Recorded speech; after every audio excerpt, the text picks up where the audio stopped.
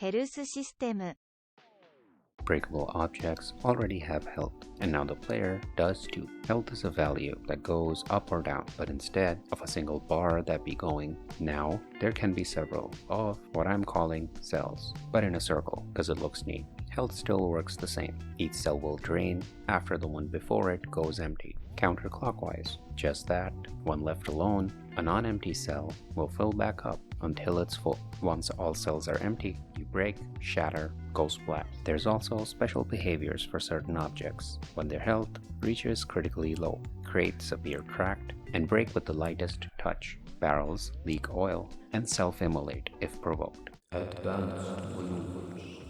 I mulled over the movement some and realized a few problems with the way boost and stall operate. Boost is activated by dashing right after you release the brake, which means the ideal way of play is to keep swiping as fast as your ligaments allow for. But that's no fun. I want to emphasize movement so that every action has an intent and weight to it. So the boost, at least how it's now, no es bueno. I worked around this by having the boost charge up as you hold the brake, making braking your speed to use the boost a necessity. There's a slight visual effect indicating when the boost is charged, and letting go of the brake for more than a quarter of a second discharges the boost, giving you a small window to use it. There's also an, as of yet, untested feature where you keep some charge from your previous boost. Granted, your next boost charging follows quickly after. This could cause the same problem we just patched, but considering how difficult it'll be to pull off,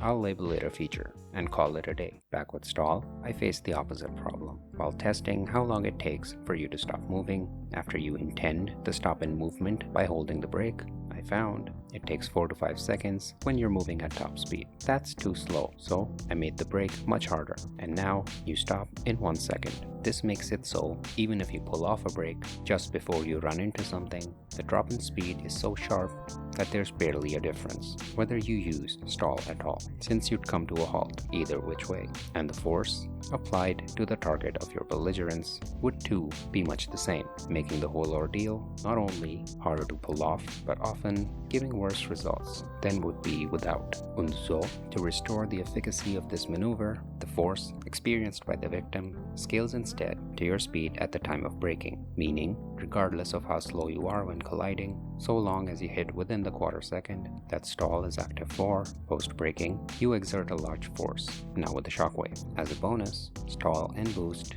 in the right condition, with some skill, could be chained indefinitely, though I have yet to test this, so I will assume. Miscellaneous. Object health is displayed on damage, player death screen, fancier particles, maze level, player collision counter, options to clear best time and delete player data, and various tweaks, which you'll find in the changelog. I'll try a few more of these themed updates. They're fun to do and keep things focused somewhat. As always, links in the description for the project and other resources. Everything is fully free to use, no crediting required. These be the socials. Criticisms, suggestions, and/or comments are welcome.